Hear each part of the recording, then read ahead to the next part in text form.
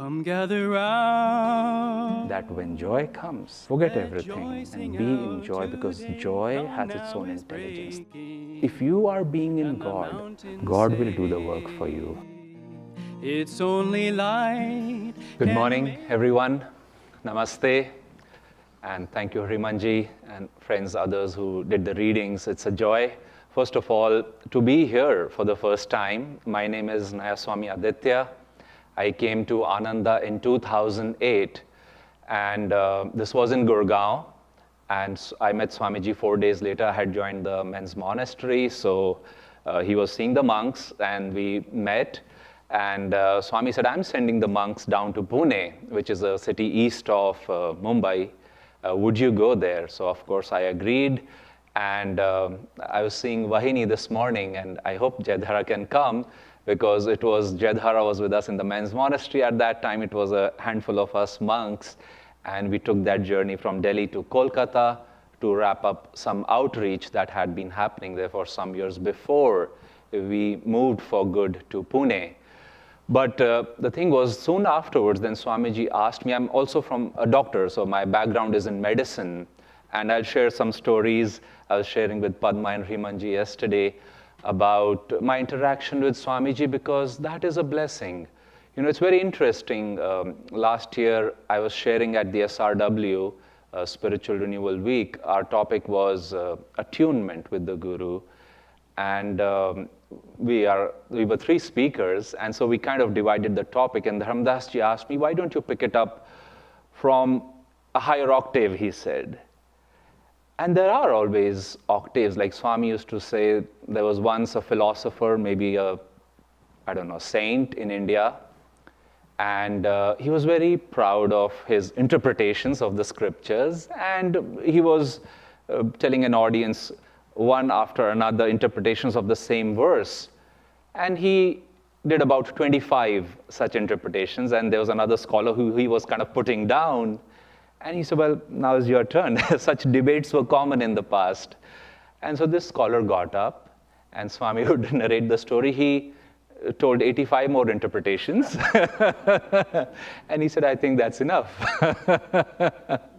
The point is that when we think of something like discipleship or other things, there are always octaves. And frankly, as many of you would know, this is a very mature community which has seen many decades of being here.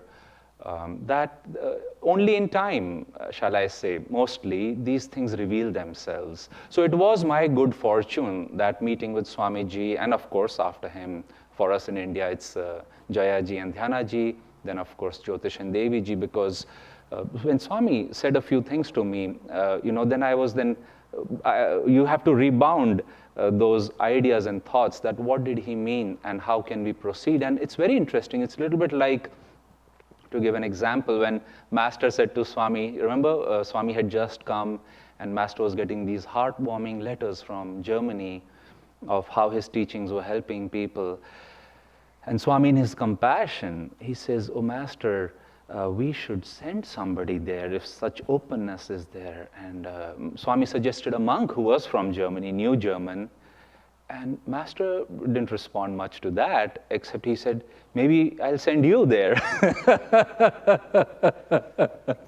And Swamiji was quite like, sealed his mouth, no more suggestions. Like they say in Ananda, if you give an idea, well, maybe that's where it began. Oh, why don't you do it? And Swami said, oh, no, sir, I was just suggesting. And ultimately, Swami did, as we know, decades later, move to Europe. But as he would later say, he said, the interesting thing was, people kept inviting me to Italy, but he said, I thought, but Master wanted me to go to Germany, so let's see. He was feeling it out. Finally, of course, it was very clear Master Divine Mother wanted him in Italy. And interestingly, he said he moved there only to find that the founding members were mostly German. And Master would play this game. He would ask, I don't know the exact story, but a friend read it in the Divine Trilogy by Durga Mata. And it seems Master would, let's say, ask for tea And people would naturally bring it to him, and he would thank them. And he would say, well, thank you, but actually what I really wanted was coffee. And he said, but you asked for tea. And he said, yes, but I was testing your intuition. And think about it. It can be confusing. It's anyway so hard to understand, reach a master, reach a guru. And he says something to you. And then he says, oh, by the way, what I really wanted is what I didn't say. And I share this because when Dharamdas ji asked me that, pick it up from that high octave, what I remembered was a time when he and Nirmala ji were in Pune, and this was 2011. Jaya ji, Dhyana ji were there. And Swami said a very interesting statement, which I had shared last year. Swami said, you know, Dhyana, he was looking at different people in the group. He said, you know, Dhyana, I am a guru. And she said, yes, sir, you are. And he said, yes, I am. And of course, now publicly, he never said that. That time too, it was a very close group. And Jayaji, who does not exaggerate things, I've lived with him for 7 years, so often he punctures my own exaggerations or enthusiasm about something if it crosses the line. He said to us, he said, you know, Swami, it was very clear to see that he was with us, but he was also elsewhere. And he would come, he would look at us, he took a lot of time, he would look at somebody for a minute or two, and then he would say something. Then again, he was struggling with a challenging body. It was very challenging at that time. Actually, he had just come out of hospital with blood transfusions and a kidney failure that almost took his life. But then he said these things, and he gave very interesting advice. For example, he said, you know, Jaya, and he was looking at Jayaji, I don't know if he took his name, he said, it's not enough to share the teachings. He said, we must give bliss to people. That's like Master saying it's not enough to share the teachings and techniques. He said, give them consciousness, because the teachings are, as we know, in the books and such. So the point was, and it's my good fortune that I was sharing some of my ideas about a bookstore, a hospice, and with Padma and Remanji, because they have spent so much time with Swamiji, and I just wanted to see, and as over the years, what he said has beautifully been refined and feels right, as I said in the beginning, as time goes by. So it is that, you know, we all refine, you might say, that aspect of ourselves. So as we talk about this topic, and thank God for that topic last week, it's quite a frightening prospect, no?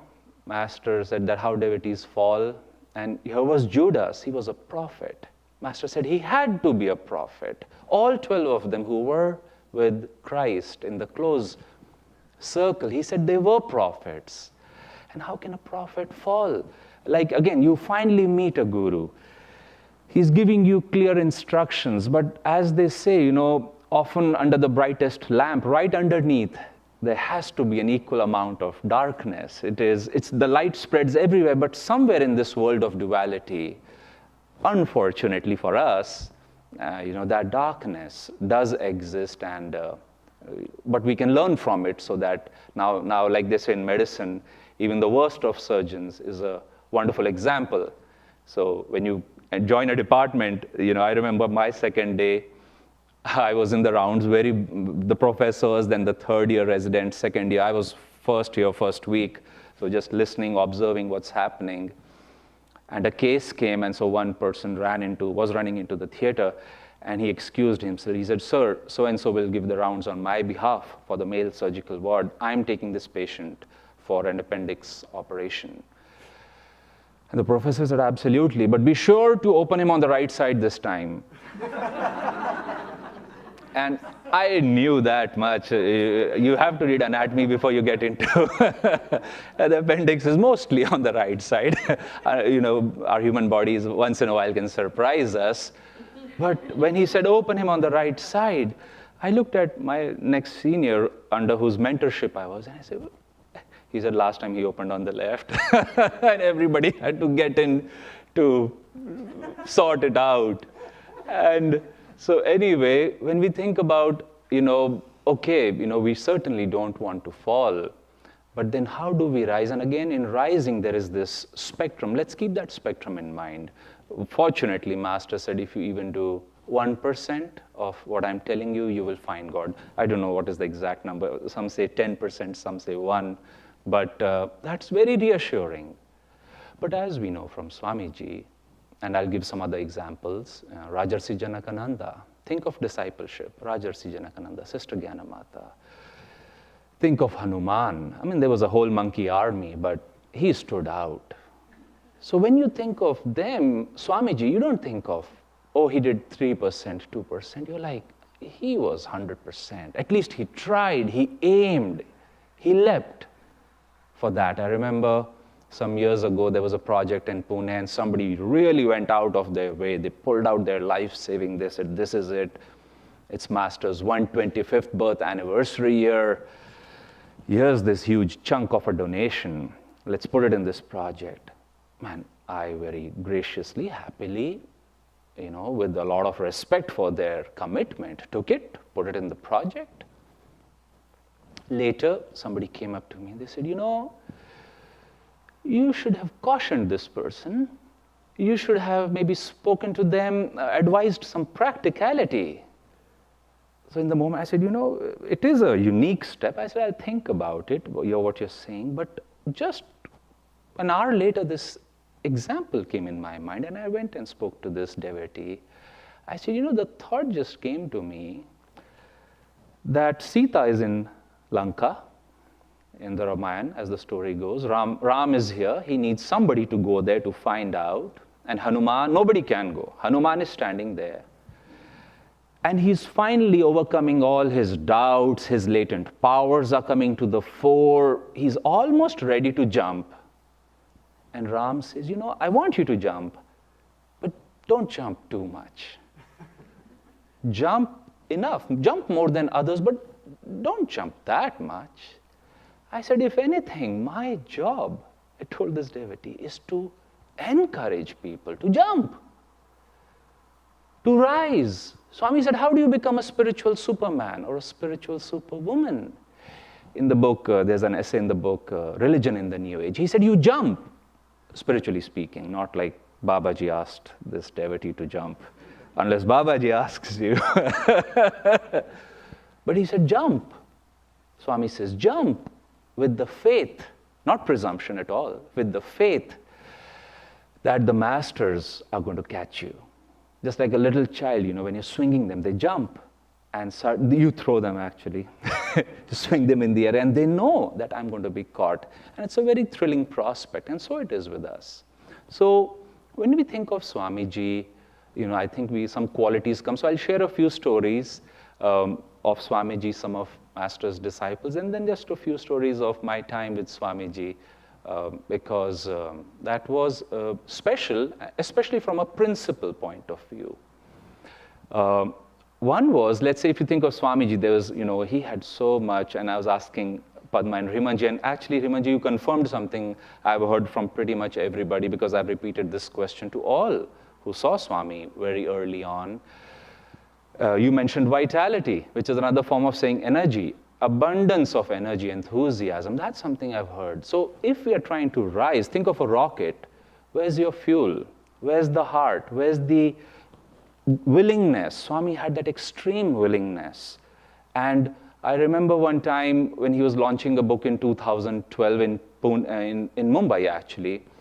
And a gentleman was there. He's the son of Neem Karoli Baba's foremost disciple, Maunima, who went in silence. One fine day he told her, you should be in silence. And his son told me, now he's in his 60s, but he said, I was 12 years old. And Baba tells my mother, you should be in silence. And she didn't even say yes. She bowed and went into lifelong silence from that moment. Now, next to his Samadhi place, they have built a new temple in the last some years to honor her discipleship. And so he said, he was in Pune, he had met Swamiji, I was showing them around, and he called me on the day Swami's biography was being launched in Mumbai. And he said, Aditya, I reached home, and Swami had gifted them some copies, and he said, I showed Ma the book. Without so much as opening the cover, she would telepathically or through a slate and chalk right to him. And she said, "This book will be a success." And she said, "I want you to know that not only was Yogananda a very great master, Kriyananda is a very great disciple of a very great master." And then she said, "His discipleship is the rarest of the rare kind in this world." Of course, I passed on that message to Swamiji through his team, and that evening, hundreds of people were waiting outside because 1,100 people had filled the hall inside, and nobody could come in. The book, of course, was a roaring success. But keep that in mind, that as we, like Maunima, it required that devotee of greatness to see that in Swamiji. And so it is with us. Swami said, "I've just been at it a little bit longer." And finally, when we come to the path where we say, okay, I want peace in the beginning, I don't know, harmony, finally we define it as God, which is the source of all things. Master said, Sri Yukteswarji spent 6 months when he joined the ashram, when Yogananda joined the ashram. He said the first 6 months we discussed one sutra of Patanjali, the first one. And what is that first sutra? I won't go in the detail, but it is, Swami says about, it says, now we come to the study of yoga. That, okay, you've joined. Before we get into yoga, Kriya Yoga, let's discuss what this is about. How will Kriya itself be effective? And in short, Master said, he convinced me, he proved, he showed us all that we are in a world of duality. And he said, unless we get that right, we again and again miss the point. You want something, and in this world like that, there's light and darkness, something is offered. For Judas, who was so close to the light, Master said, you're not safe till you reach Nirvikalp Samadhi. So as we rise, let's not be afraid, but let's just be more aware and keep moving in that direction. Now, in that reading from Rays of the One Light, there was a mention of, the highest priority is to be in tune with joy. Swami says if joy comes, bliss comes, keep everything aside.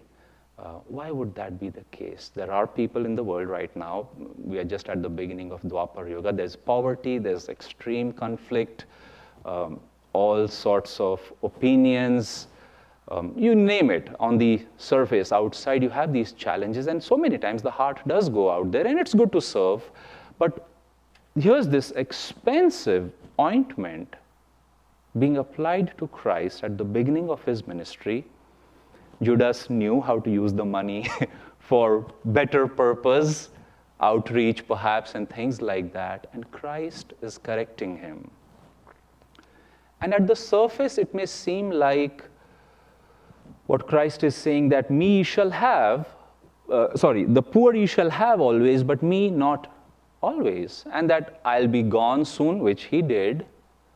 But see it from an impersonal perspective. He was Christ consciousness, God consciousness personified over there. In that group, a devotee, Mary in this case, saw that. In the previous week, a few weeks earlier with Martha and Mary, she's meditating, not in restless activity, and Master Christ praised that.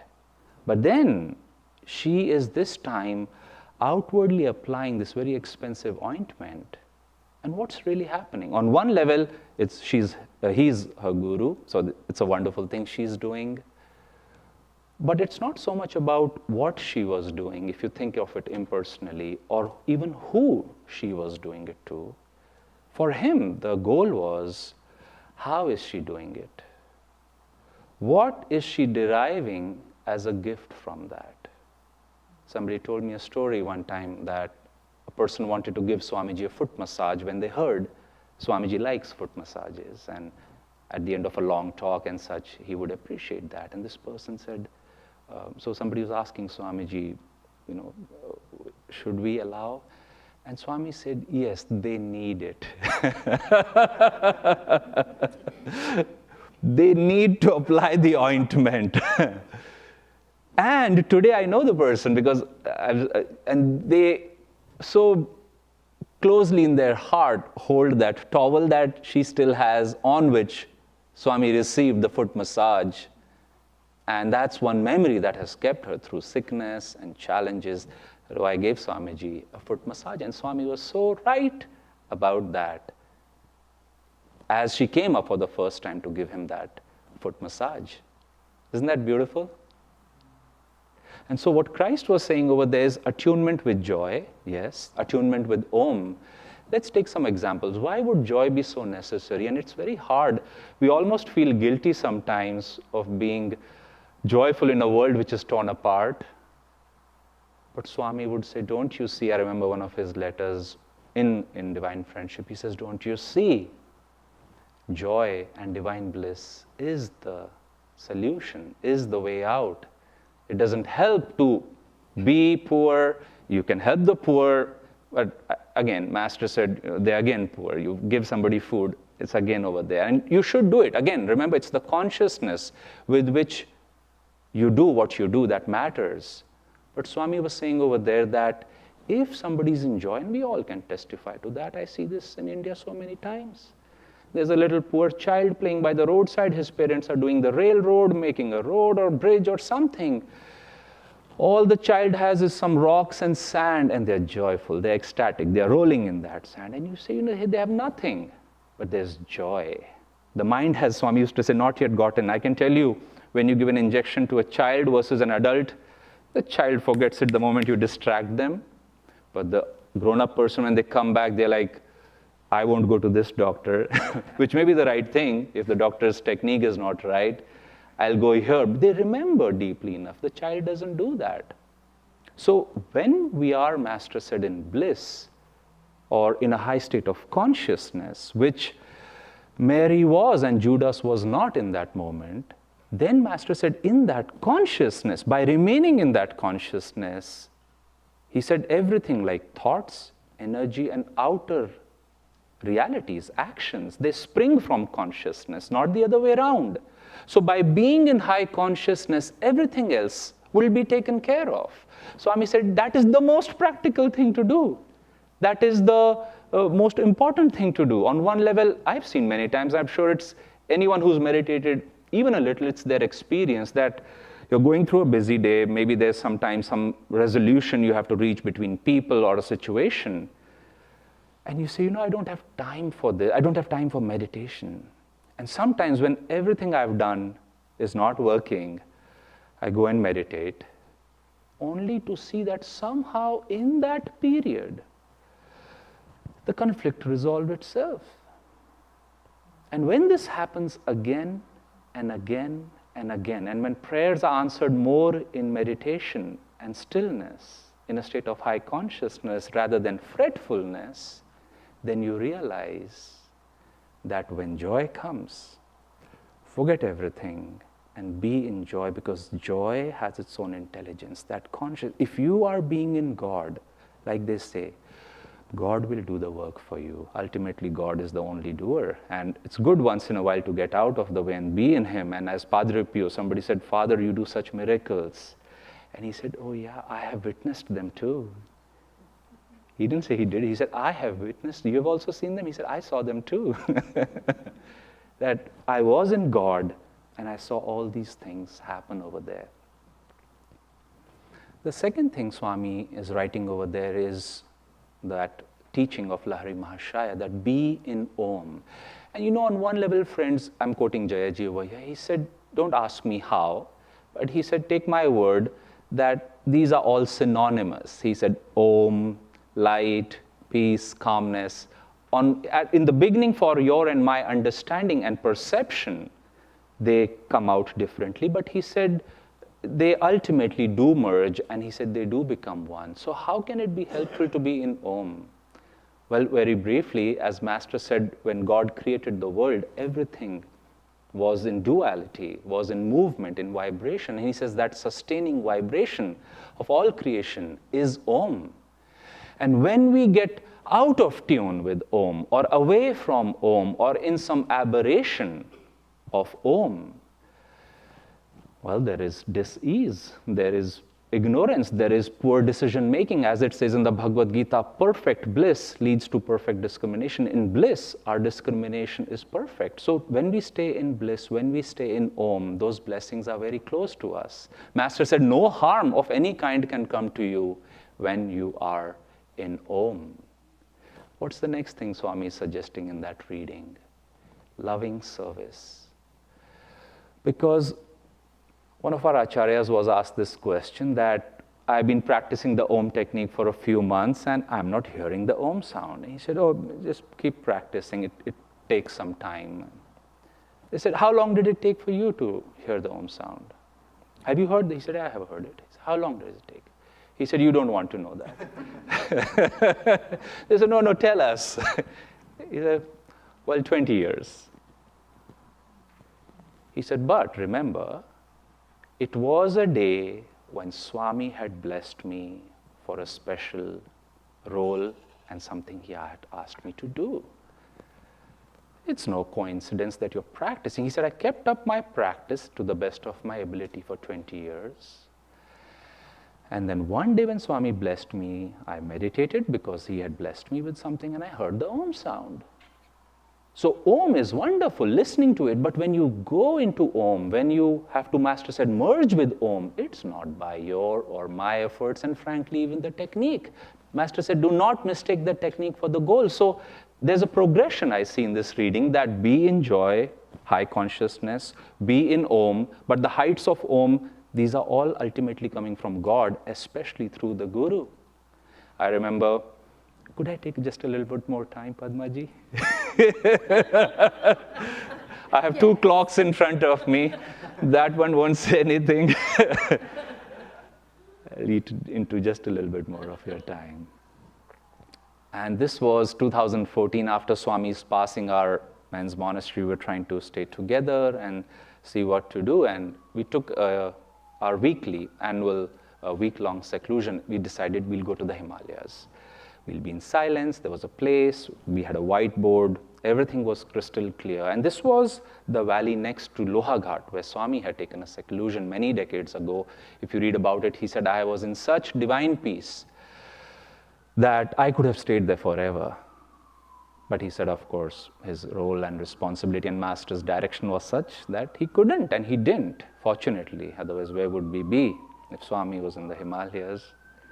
And so, knowing that story, I prayed to him at night in my tent. I said, Swamiji, we are starting our seclusion for a week. Please bless me and all my brothers with the same peace that you experienced decades ago. And I slept. In the morning, I had my alarm, but I had a dream before that. I had a dream, and Swami comes in my dream, and he smiled, and he didn't waste any time. He pulled out a white smartphone, and he showed me the smartphone. And he said, Aditya, do you have one of these? I said, no, sir. I used to have a very simple, old-style phone. He said, why don't you please buy one? I think this is exactly what you need. I said, okay. He said, very good. The dream ended. It was so vivid, I woke up. And my alarm rang, so I realized it's 5:30. But you see, like everybody, was in silence, and you don't forget such things. It's very clear in my mind even now. Now, the interesting thing was, and he had told me, he said, you will have a very busy life outwardly like mine. But here's the interesting thing. I go to the Himalayas, I ask for peace in a week of silence and seclusion. And the first thing he shows me is a smartphone. He makes sure, he said, buy this. I said, I will. He said, very good. And I had a very blissful week of meditation also. Some experiences we all know. In seclusion, when you go deeper, the techniques reveal those higher octaves. And I share that because the Guru unlocks those things. Swami would quote that Ramakrishna had work to get done. So he gave Vivekananda a divine experience. And then naturally Vivekananda says, oh, more please. He says, metaphorically, he said, now this is a key to your gate of kingdom of God. And he said, I'm keeping it right here. When you have finished my work, I will give you the key. And that is how it is sometimes between parents and children, no? Just finish your homework, do this, and I'll do that. And Master Swami says discipleship is you're a divine child of the Guru. And keep that in mind. I often go back that Om is wonderful, and I can keep struggling with Om. But like our teacher also said, after 20 years, by his grace, the deeper aspects are revealed to us. And we should be, of course, grateful. Our path, I can see now why Master said do 1% or 10%, because there are so many ways in which he can finally bring us all home. Actually, there are as many ways as are each one of us, so many of us.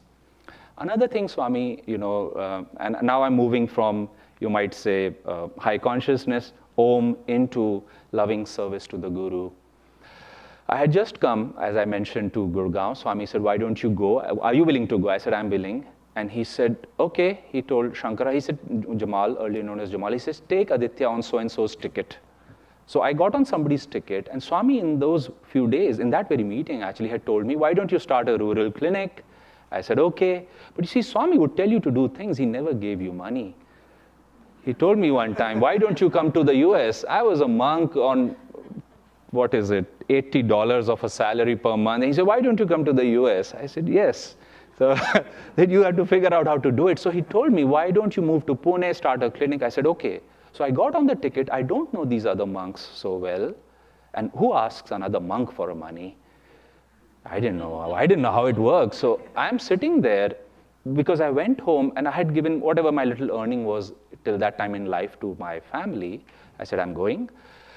And I had like $8 in my pocket. And I'm like, wow, I'm going to Kolkata. From Kolkata, I'm going to Pune and starting a clinic. Let's see how this will work. And at the railway station, we were waiting for the train, and a beggar family comes up to me. And they said, sir, please, can you give us some money? We missed our train, and we need to go. There were 3 of them. So I looked, I said, okay, how much do you need? He says, I need 500 rupees. And I had 510. So he said, I need 500 rupees. So I smiled. I said, Divine Mother, you are testing me. So I called him to the side and I gave him 500 rupees. Now I have 10 rupees. At that time, a bottle of water cost 10 rupees. So I get in the train, I'm thirsty, I get a bottle of water, and then I tell Divine Mother, I said, I'm back to being an infant. I am traveling this country. I don't have a credit card. I don't have any other money. I have no money right now. And I said, Mother, I'm not going to ask the others. You will have to take care of me. Let's see how you do it. 1 minute later, one of the monks comes up to me, and we were all scattered in different parts of the train, and he presses something into my hand. I said, what is this? He said, take it. I opened, there was some money.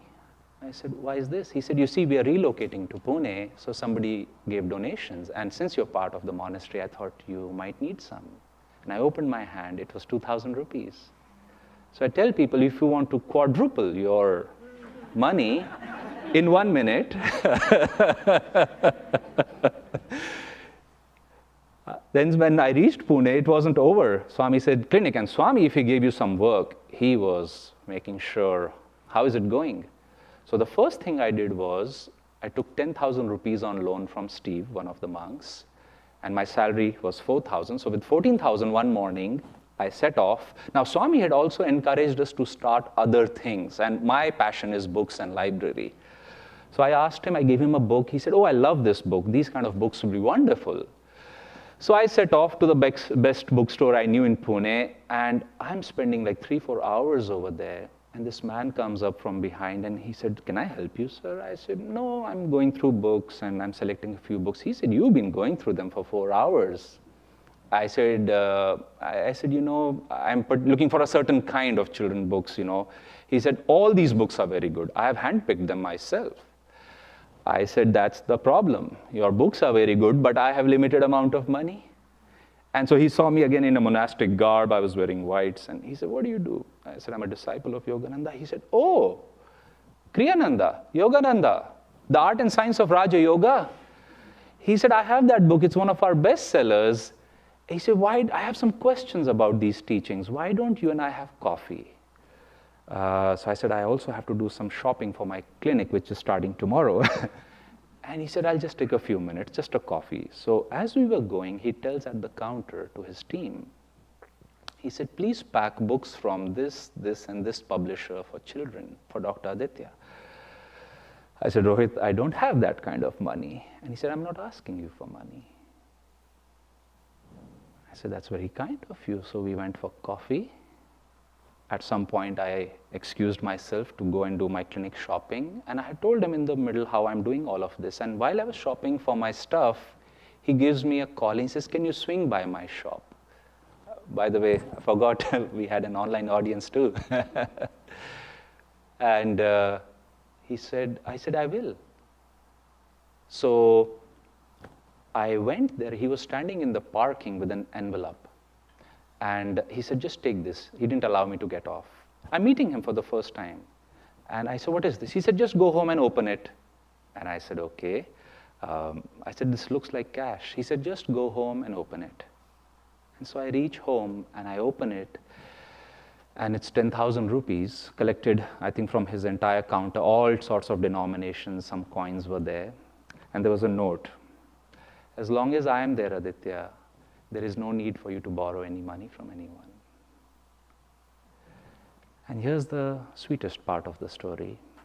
The following day, I was returning after energizing in the park over there nearby, and I came to our building, our apartment complex, and the lift opened before me, and out came Swamiji and Leela, his cook. And Swami said, we are heading out for a walk. Would you like to join us? I said, yes, Swamiji. He said, give me your hand. And so we walked very slowly for 20 minutes. And the first thing he asked me is, he said, how is the clinic and the library going? And you see, he had this beautiful twinkle in his eye. He was childlike. At the same time, he was the father. He knew everything.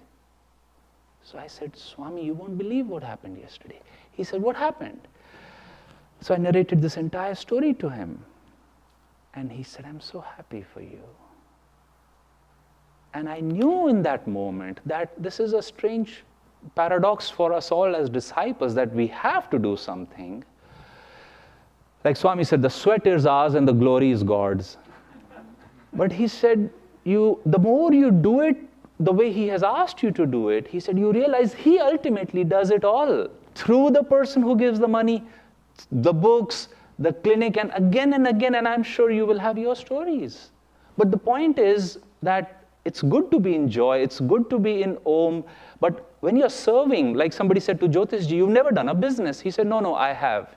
And as they discussed further, he said, you haven't. Your business was Guru Seva. You did it because Swami told you to do it. That is not business, it is Guru Seva. It is loving service. And when we pick it from that angle, Swami said our attitudes, our fears, our doubts, the ego, likes and dislikes, slowly,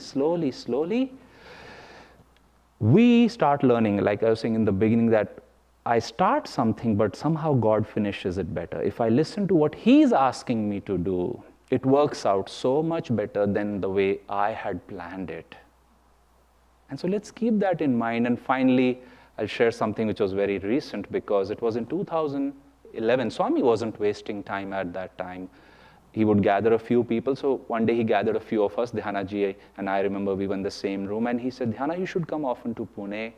Aditya, you should start a hospital someday. And he said, by the way, we should have a center in the city one day. He didn't say one day, it should be a center where we have yoga, meditation, businesses, clinic, school. Remember, we had 20 people in all in our database in Pune at that time.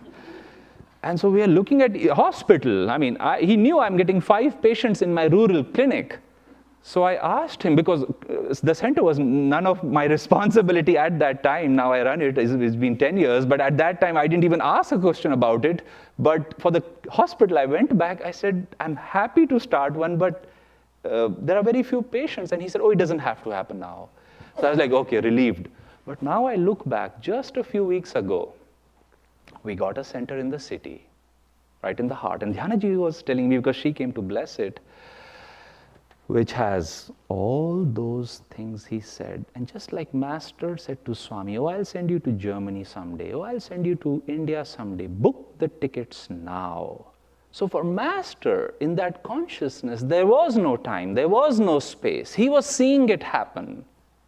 But for us, we too will reach there the more we stay true to what they have asked us to do. And it comes as a feeling. And finally, I'll close with this, that when we are speaking of as we rise, how to rise in ever greater attunement, Swami says that to achieve that actionless state, that state where, shall we say, there, there's no ego, those thwarting cross currents have all been smoothed out, it doesn't happen overnight. And he said a pitfall can be, oh, if I have to be peaceful, I'll quit all activity itself. No. He takes your every penny. He takes your courage. He challenges you creatively. That clinic and library I started, it was through that library that I met Mauni Ma, Neem Karoli Baba's son, in a very miraculous way. So what seems on the outside as an ointment, as a little foot massage, as a little clinic or something, that is true on its own level. But much more important, and perhaps the most important, Swami is saying, is why are you doing what you're doing and how are you doing it? Because if you haven't learned those lessons, then we have to keep doing it again and again. And the moment we've learned that lesson, and that lesson was there for Judas. Fortunately, of course, I feel in sort of a short span of time, he got free. Master said he was freed by Ramakrishna in the same century when Master lived. So it's very consoling that the Masters know every single detail of our life, but we who are aspiring to get out of this wheel of duality need to keep reminding one another of these teachings and see how we can apply them and achieve that highest attunement. First, through techniques, books, reading, music, you name it. And it's different, like I said, for everybody. But finally, like Master said, to be in tune with me, serve my work. That why am I doing? Master would ask others what I have been asked to do. Swami, Jayaji said he asked Swamiji one time, how do we get in tune with you? And so he said, finally Swami was exasperated. And he says, look at what I am doing. Ask why I might be doing that. Join me in what I am trying to accomplish. And he says, then you will understand what Master was trying to do and the blessings flow more. So for a disciple, like I said, Hanuman, Kriyananda, Rajarsi, somebody asked Swamiji, why did Rajarsi, why was he the most advanced? Swami said, Master had to say things once to him. He said, once was enough, because there was that extreme willingness to act. So let's keep that in our hearts as we all aspire to rise. Jai Guru. Now, I have forgotten some of the flow because music. If you are being in God, God will do the work for you.